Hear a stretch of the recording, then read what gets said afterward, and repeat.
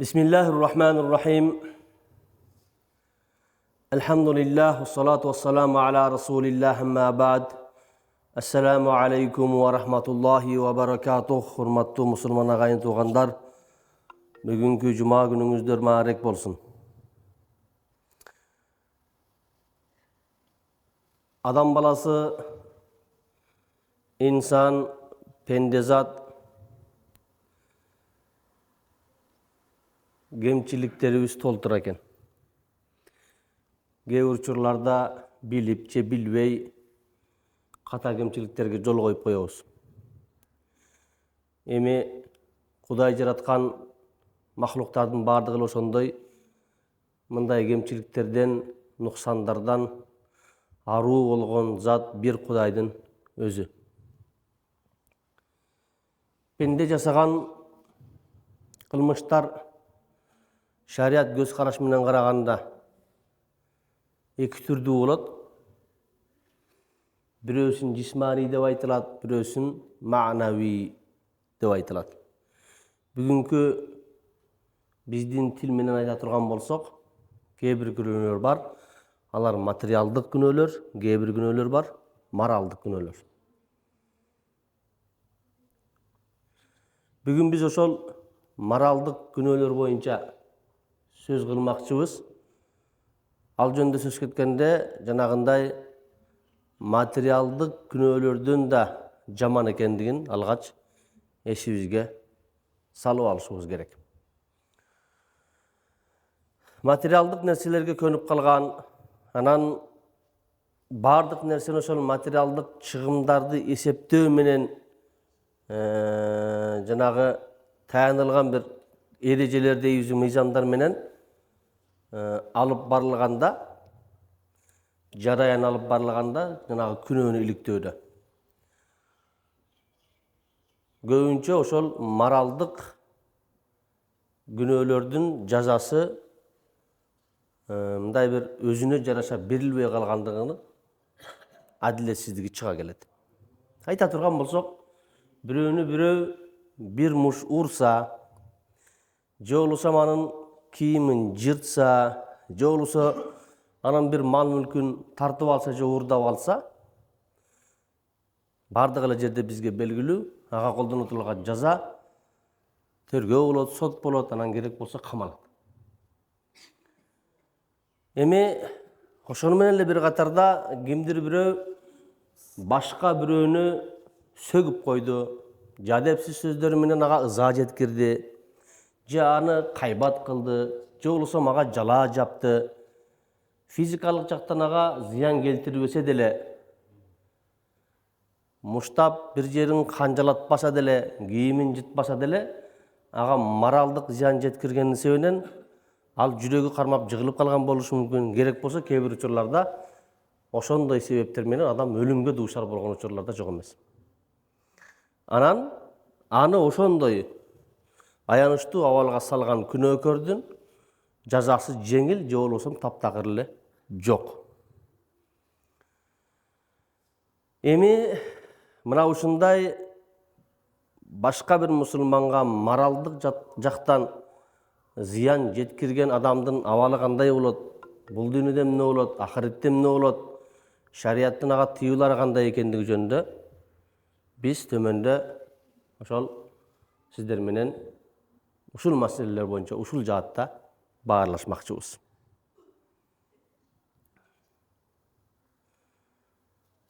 Демек, моралдык күнөө дегенде бул инсандын укуктарын көз көрүнө тебелөө, аяк асты кылуу деп түшүнүп туралы азырынча. Мындай болуу көбүнчө адамдардын абийирин төгүү, алардын айыбын ачуу менен жүзөгө келет. Бир адамдын абийирин ачуу, ага жалаа жабуу же аны кайбат кылуу, адамдын канын төгүү, адамдын мал мүлкүн жок жерден, жөн жерден, туура эмес жол менен тартып алганга барабар деп айтылат. Имам Муслим риваят кылган хадис бар, Hazreti Abu Hurayra радиаллаху анхудан айтылган риваят кылынып, Ошондо пайгамбарыбыз саллаллаху алейхи ва саллям айтат: "Куллу муслими алал муслими харамун дамуху ва малуху ва ирзуху". Мусулман барлыгы боюнча туруш турпаты менен мусулманга арам. Тагыраак айтканда анын каны, малы, авири арам. Анын канына, жанына, анын малына, анын авирине зыян жеткирүү арам деген маани берет. Демек бир мусулманды экинчи мусулман өлтүрүп канын төгүүсү канчалык оор күнөө болсо, анын малын тартып алуу канчалык зулум менен тартып алуу канчалык күнөө болсо, анын авирине шек келтирүү да ошончолук күнөө болуп саналат.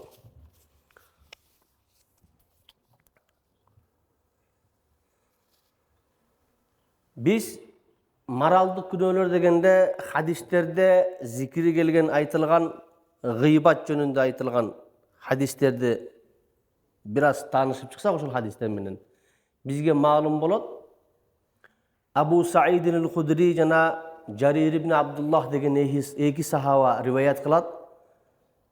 Ошондо пайгамбарыбыз саллаллаху алейхи ва саллям мынтип айткан: "Ал-гыйбату ашадду миназ-зина". Qila wa kayfa? Qala ar-rajulu yazni summa yatubu Allahu alayhi wa inna sahibal ghaibati la yughfaru lahu hatta yaghfira lahu sahibuhu. Gaybat kılуу bul zinadan katуу dedi Peygamberimiz. Ошондо сахабалар кантип эле мындай болсун деп сурашты. Ошондо Пайгамбар саллаллаху алейхи ва саллям айтты: "Эгер бир киши зина кыла турган болсо, анан ага өкүнүп Кудайга тообо кылса, Алла Таала анын тообосун кабыл кылат" dedi. А бирок киши башка бирөөнү кайбат кылып койгон болсо, аны ошол кайбат кылынган адам кечирмейин, Кудай анын тообосун кабыл кылбайт dedi. Билесиздер, Кудай Таала пенденин, адам, биз, инсаният, Кудайдын акысына кирип кетсек, кечет. Кечиши мүмкүн. Ал толук ырайымдуу зат. Бирок пенденин акысына пенде кирип кетсе, Кудай аны кечпейт. Качан ошол акысы тебеленген, укугу тебеленген тарап ыраазы болмойун, аны Кудай да кечпейт.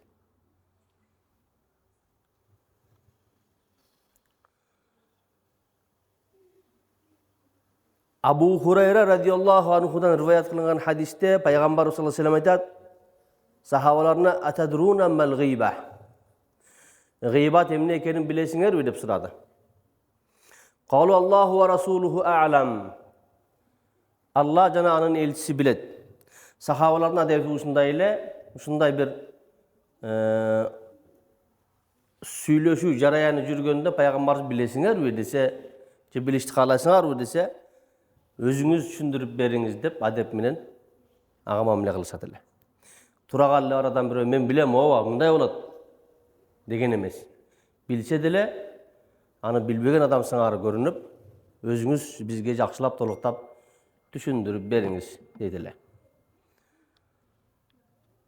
Ошондо Пайгамбар саллаллаху алейхи ва саллям айтты: "Гыйбат дегени зикрука ахака бима якраху". Мусулман бир тууганыңды ал жаман көргөн нерсе менен артынан сүйлөгөнүң гыйбат болот dedi. Эгер ошол сөздү ал укса, ал капа болот. Ошондой сөз менен анын артынан сүйлөсөң, гыйбат болот dedi. Qila afara'ayta in kana fi akhi ma aqul. Ошондо сахабалардан бирөө мындай деп сурады: "Айтыңызчы я Расулаллах, эгер мен бир мусулман бир тууганымдын чындап эле анда бар нерсени айткан болсом деле ошондой болобу?" Деди эле Пайгамбарыбыз: "Qala in kana fihi ma taqul faqad iktabtahu wa in lam yakun fihi faqad bahattahu." Эгер анда бар нерсени айтып, аны неме кыла турган болсоң, айыптай турган болсоң, ал кайбат болот. Ал эми анда жок нерсени айтып айыптай турган болсоң, ал тухмат болот, жала болот деди.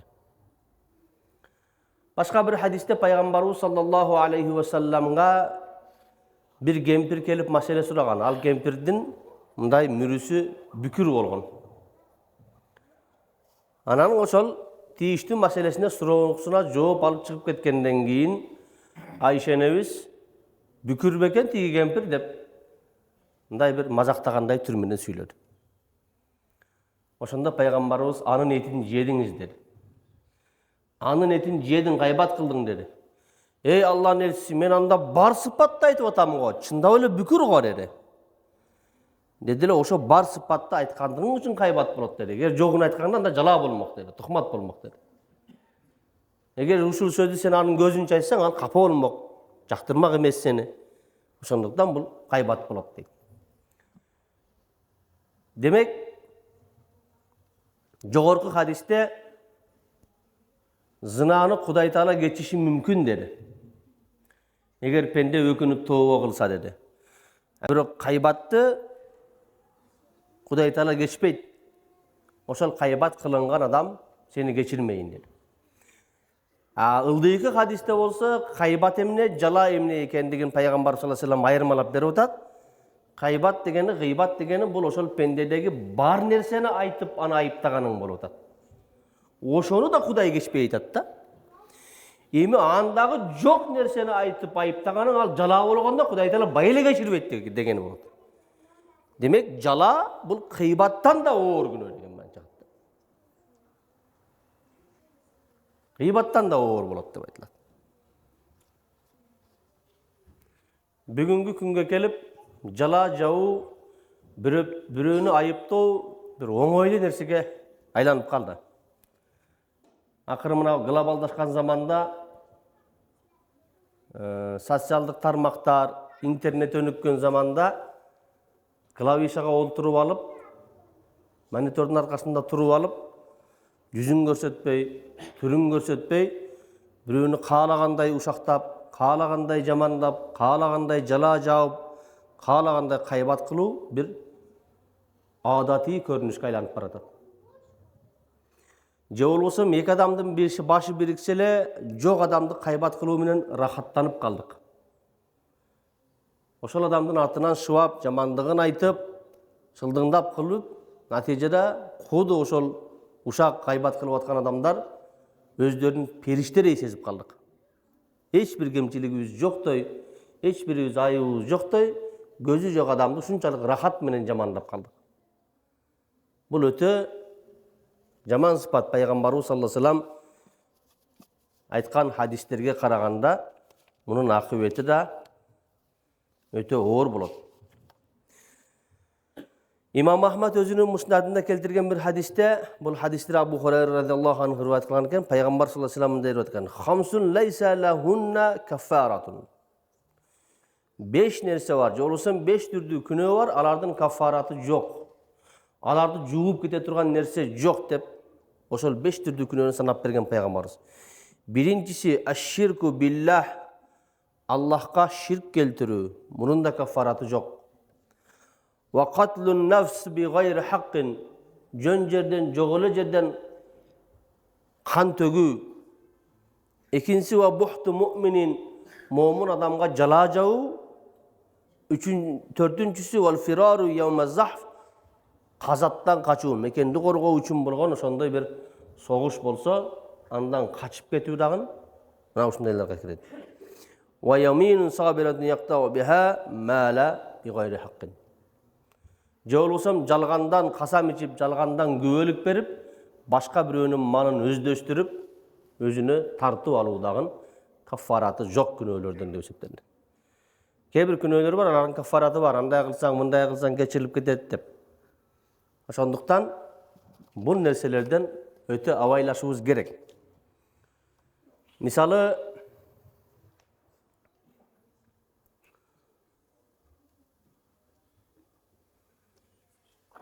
биз бүгүн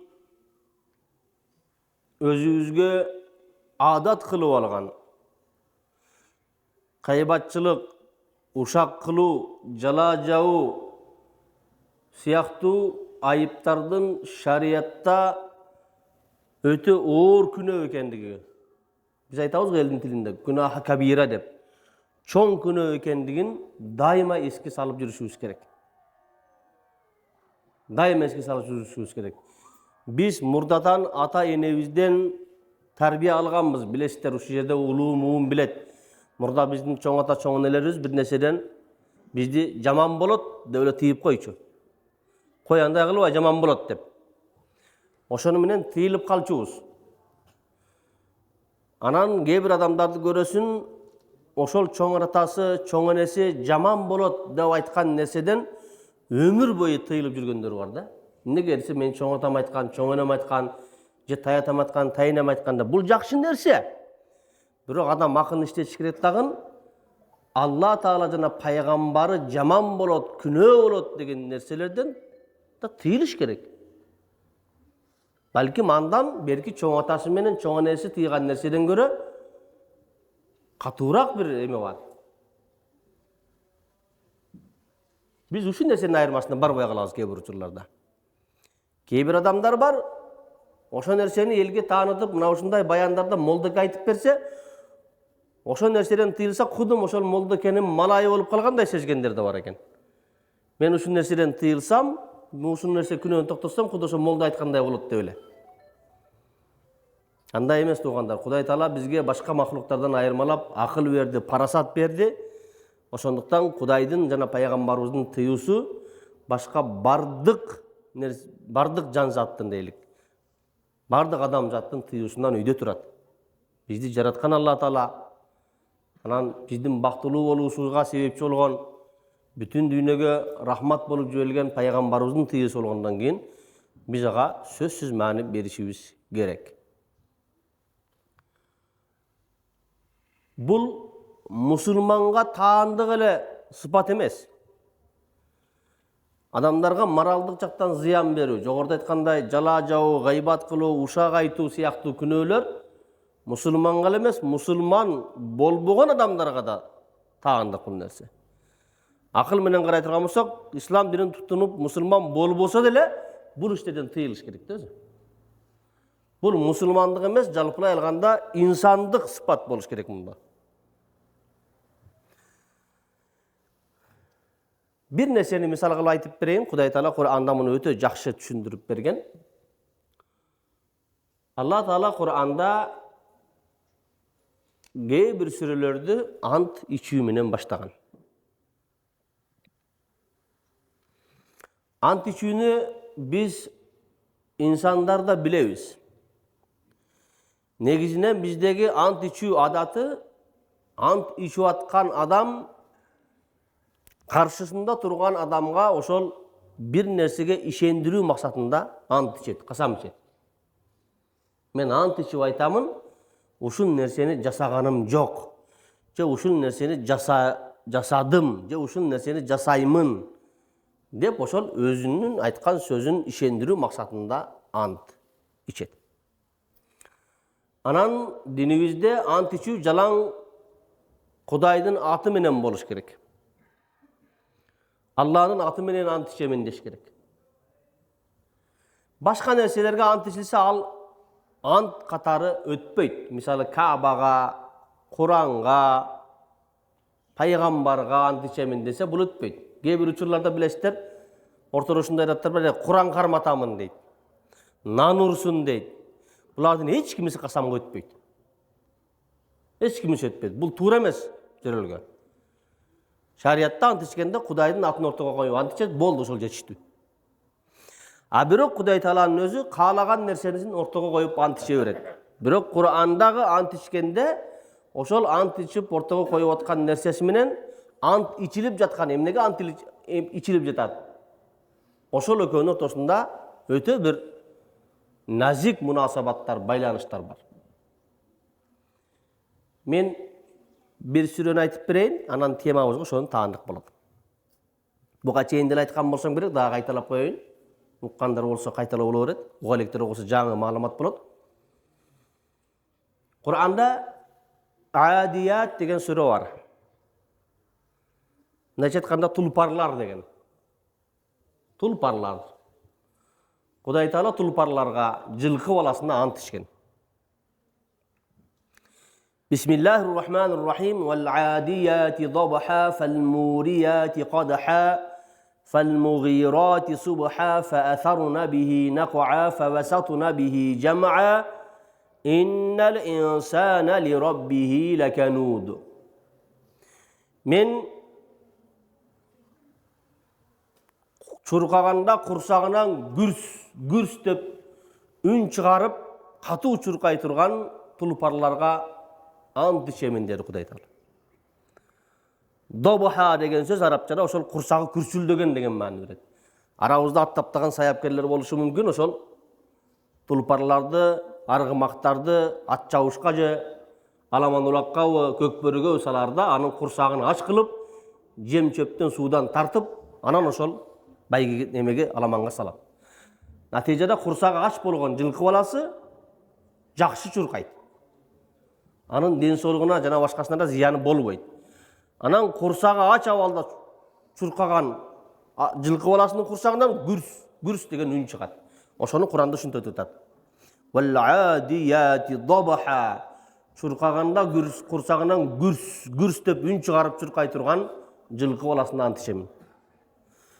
فَالْمُورِيَاتِ قَدْحًا. Чуркаганда туягынан жалын чыгып кетет. Жанагы такасы ташка тийгенде жалын чыгып кете турган деңгээлде тез чуркаган тулпарларга күлүктүргө ант ичемин. فَالْمُغِيرَاتِ صُبْحًا. Ошол дем менен, ошондой чуркоо менен таң аткыча кайрат кылып чарчабай чуркай турган аттарга кысам. فَأَسَرْنَ بِهِ نَقْعًا. Чуркаганда артынан чаңайла кылат, өзүн таппай каласың, ушунчалык катуу чуркайт. فَوَسَطْنَ بِهِ جَمْعًا. Натыйжада душмандын ортосуна тайманбай кирип бара турган жылкы баласына ант ичемин деп, жылкы баласынын бир 4-5 сыпатын айтып кетти. Ортого койду ушуларды. Бирок эмнеге ант ичип атат десе, «Иннал инсана ли раббихи лакануд». Албетте инсан баласы өзүнүн Роббисине куфрана неамат кылып атат. Берген неаматтарына шүгүрүн аткара албай атат dedi. Анан суроо пайда болот. Эмне үчүн Алла Таала инсандын шүгүрсүздүгүнө жылкы баласын ортого коюп ант ичти? Экөөнүн ортосунда эмне байланыш бар деген маселе келип чыгат. Муфассирлер, тафсирчи алымдар айтат, Кудай Таала мына ушинтип ортого коюп ант ичкен жылкылар сахабалардын минип жүргөн аргымактары болчу. Алардын кээ бири, балким жарымдан көбүдүр, көпчүлүгү базардан барып ат сатып алып, анан ошол сатып алган атына болгону бир коштоо жем берип, ээр токумун токуп, жүгөнүн салып, бисмилла деп казатка минип чыгып кете берген дейт. Кудай Таала айтмакчы болуп атат, эй пендем, карабайсыңбы тиги жылкы баласын? Ээсинин колунан жеген бир коштоо жемди акташ үчүн ээси анын жүгөнүн кайда силтесе ошол жака баратат. Ал эми аны ээси анын жүгөнүн кылыч менен найзанын ортосунда казатка жумшап атат, шилтеп атат. Эми акылыңды иштетип көргүн, ушу жылкы баласычалык акылың жокпу? Жылкыдан ибрат ала албайсыңбы? Сени жаратып, жаралганыңдан бери токтоосуз ырыскыңды берип аткан, 12 мүчөңдү соо кылган сенин эгең, сенин Роббиң эми сенин жүгөнүңдү шилтеген тарапка карап баскың келбей атат дейт. А тиги жылкынын ээси анын жүгөнүн казатка кылыч менен найзанын ортосуна шилтеп атат. Ал жылкы байкуш ошол бир коштоо жем жедим эле мен ээмдин колунан.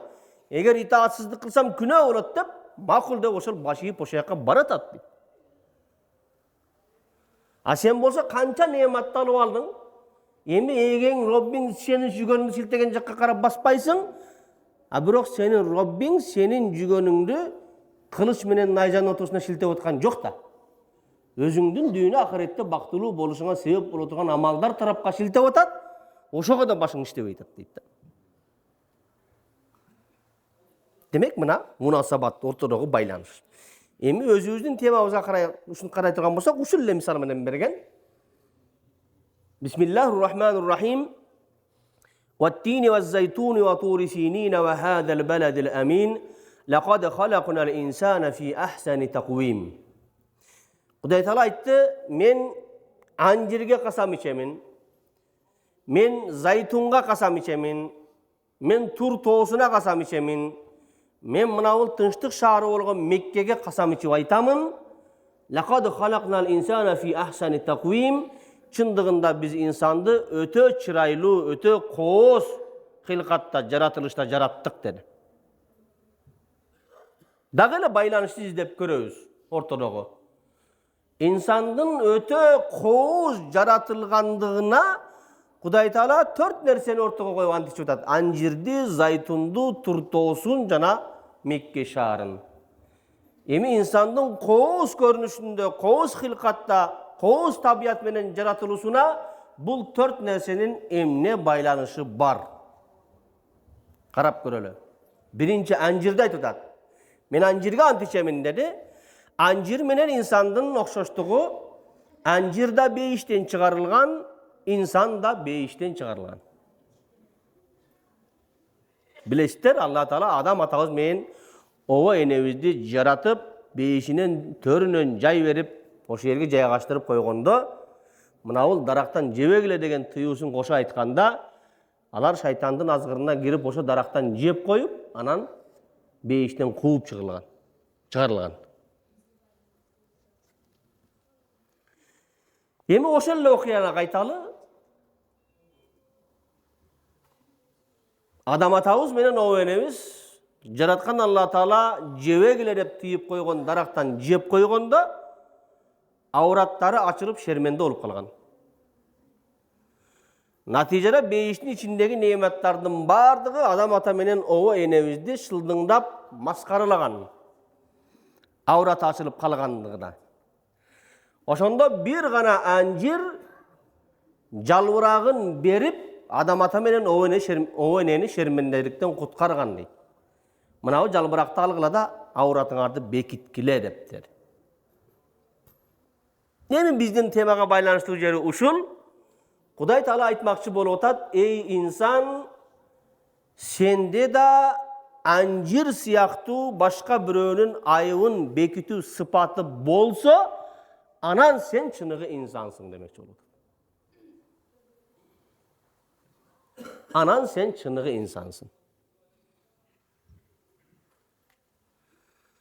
Demek biz biröөнүн ayыбын bekitpesek, kaybat kılsak, uşak kılsak, jala jaba versek, anda biz Kudaydı жалганчы кылган болуп атабыз. Kuday çınığı insan kanday boluş kerek ekendигин birinci эле anjir menен sıpattap aytıp koyup atat. Sendere ошол biröөнүн ayыбын bekitiş sıfatı bolsun dep. Men bir жерде ушул нерсени айтып берсем, арада тыңшоочулардын ичинде жанагындай укук коргоо органдарынын кызматкерлери да бар экен. Милиция кызматкерлери бар бүгүнкү күндө туурабы? Жана башкалар. Молдоке, биздин ишибиз ошого бирөөнүн кылмышын ачабыз го биздер.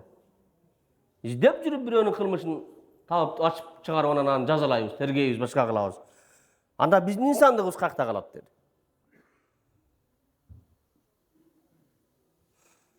Al mınday bolot. Ayıp başka, kılmış başka. İnsanda ayıp bolot, al özüne gana ziyan, başkaga ziyanı yok. Özünde gana bir gemçilik var. Başkalarga janagınday jagımsız görünödü oşol. Al oşol görünüşünden özü uyalat. Oşol sıfatından, oşol kemçiliğinden özü uyalat.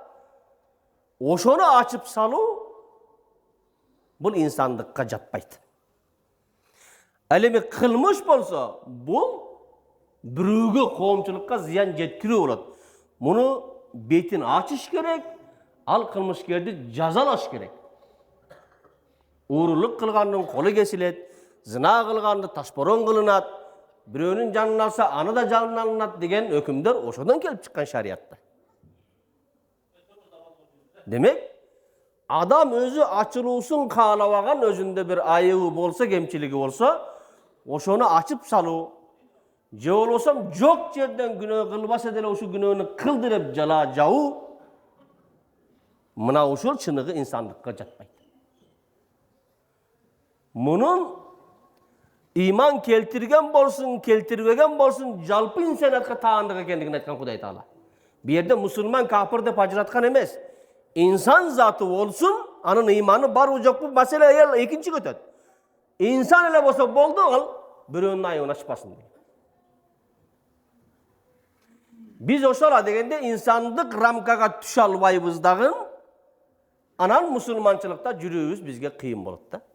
Биз адегенде инсандык рамкага түшүп ала турган болсок, мусулманчылыкта жүрүү, шарияттын өкүмдөрүн, чечимдерин аткаруу бизге жеңил келе турмак. Андыктан туугандар, кайталап айтамын, Кудай Таала жомарт зат, ырайымдуу зат, боорукер зат, билип билбей кылган ката кемчиликтерибизди чындап өкүнүп тообо кылсак кечирет. Бирок кишидеги акысын Кудай кечпейт, ушуну билип алалы. Кишинин акысына кирүүдөн корколу. Кишинин акысына кирүү десе көпчүлүк анын чөнтөгүнөн тыйынын тартып алууну түшүнөт экен. Андай эмес, мен жогоруда айткандай, кишинин акысына кирүү дегенде анын моралдык укугун тебелөө дагы анын акысына кирүү болуп саналат. Бул анын чөнтөгүнөн 1 сомду тартып алгандан көрө анын моралдык укугун тебелөө бир канча оор турат керек болсо анын күнөөсү. Ошондуктан пайгамбарыбыз бир хадисинде айткан, чыныгы ахиретте эсеп китеп болгонго чейин бул дүйнөдө өзүңдү эсеп китеп кылып ал деген. Эсеп китеп кылып ал деген. Андыктан эсеп китеп кылып алалы. Эгер мүмкүнчүлүк болсо уялбай, тартылбай, тартынбай артынан кайбат кылып койгон, жамандап койгон, жок жерден аны айыптап койгон адамдар, тааныштарыбыз болсо, тартынбай, уялбай эле кечирим сурайлы. Бул инсандыктын, мусулманчылыктын сыпаты болот. Кудай Таалам баарыбызга туура түшүнүп берсин. Урматтуу туугандар, бир нерсе эме кылалык. Мына жакын күндөрдө билесиздер, тилсиз жоо болуп, сел жүрүп, көп зыянын жеткирди. Албетте бул тагдыр экен. Биз мусулмандар Кудайдын тагдырына баш ийип жашашыбыз керек. Анан ошол мусибатка да сабыр кылышыбыз керек. Пайгамбар хадисинде "Ман юридиллаху бихи хайран юсибби минху". Кудай Таала кимге жакшылыкты ыраа көрсө, ага ошондой бир мусибат жиберип көрөт дейт. Ага сабыр кылса, Кудай Таала анын ордуна дагы да жакшы неаматтарды берет дейт. Биз ошонубуз менен мусулманбыз. Башыбызга ушундай бир мүшкүл бир мусибат түшкөндө сабыр кыла билишибиз керек. Аны Кудайдан деп билишибиз керек. Бирок дагы бир айта кете турган нерсе, ушул жерден айтайык. Ошол болуп аткан кырсыктарда кандайдыр бир деңгээлде өзүбүздүн дагы себепчилигибиз бар. Жана өзгөчө кырдаалдар министрлигинин эрежелерине баш ийели. Мына Акбура дайрасына жанагындай шартка жооп бербеген, талапка жооп бербеген асма көпүрүктөр аябай көп салынып кеткен экен. Ошонун себебинен деп айтышып атат. Же болбосо ошол өзүбүздүн бир кандайдыр бир имараттарыбызды, турак жайларыбызды же бир жанагындай дүкөндө, соодаларда, соода түйүндөрүбүздүн баардыгын ошол селдин жолунун боюна куруп алгандар учурларыбыз болуп атат экен. Кудай дагы сактансаң сактаймын деп убада берген да. Өзүбүз деле сактанайлык, өзүбүз деле ошол эрежелерге толук амал кылалы. Анан Кудай бизди сактайт иншалла мындай нерселерден. Эми болор иш болуптур, ушундай окуялар болуптур, мындай нерселер кайталанбасын ылайым.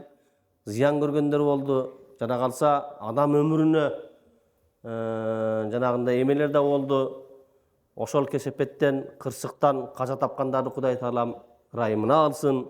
Зыян таткандардын зыянын Кудай Таала ашыгы менен толтуруп берсин дейбиз.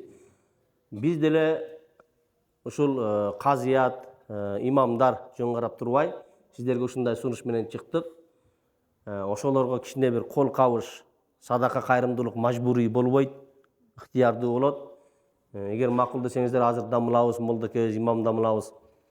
Бир этек кыдыртып койсун, көңүлүңүздөн чыкканыңыздарды таштасаңыздар, анан биз ошол сиздердин жардамыңыздарды ордуна жеткирип берүү кепилдигин моюнга алат элек. Алла разы болсун баарыңыздардан. Кудай Таала